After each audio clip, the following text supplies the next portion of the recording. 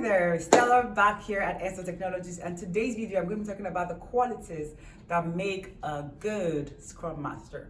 First of all, as a Scrum Master, right, it's always about how am I going to serve my team. So talk about servant leadership.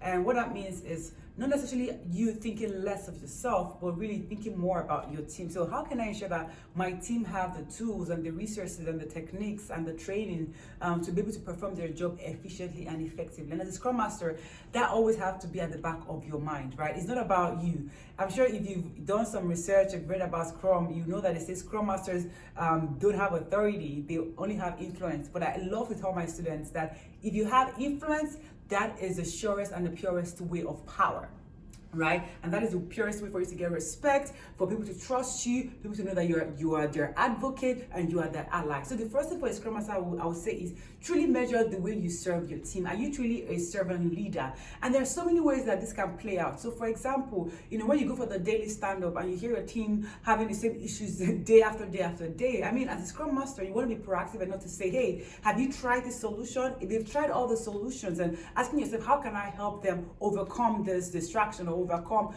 this stumbling block, right? So you want to think about, how am I ensuring that my team are in a great environment? Another classic example, hey, we're in COVID, right? So all of our ceremonies are all remote. And so you realize that, people are going through so many things, back home and all of that. So how am I ensuring that my team still feel like they're connected and, and they still feel like we're part of a team?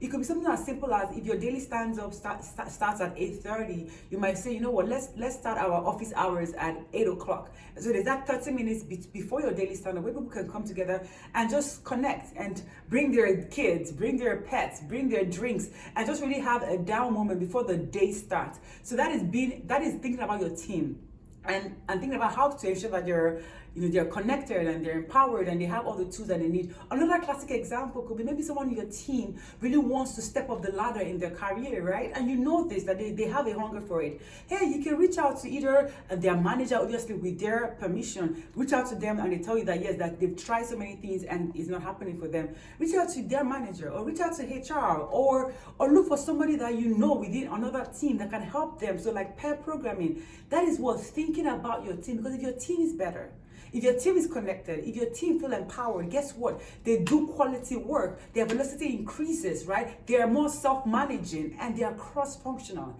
That is servant leadership. Another powerful skill I would say of a Scrum Master is someone who is self-motivating. I mean, yes, you have to motivate your team, but if you cannot motivate yourself, how can you motivate your team? So figuring out how am I ensuring that the morale of my team is up, but how am I ensuring that also my morale is up? So truly enjoying your job and loving the impact you're making with your team, right? And seeing how their work is, evolving or getting better. But you as well as a Scrum Master, ask yourself, am I really motivated personally? And ways for you to motivate yourself could be plugging yourself in community of practices. So is there like a community of practice and where you're working, being a key player or a key member or, just a part of that community of practice, surrounding yourself with other Scrum Masters or agile coaches, or, in LinkedIn groups, right? Or you're in mailing lists and you are learning and you're motivating yourself, because in doing that, guess what? You are being a better Scrum Master or an agile coach to your team. Now, the last but not the least is empathy.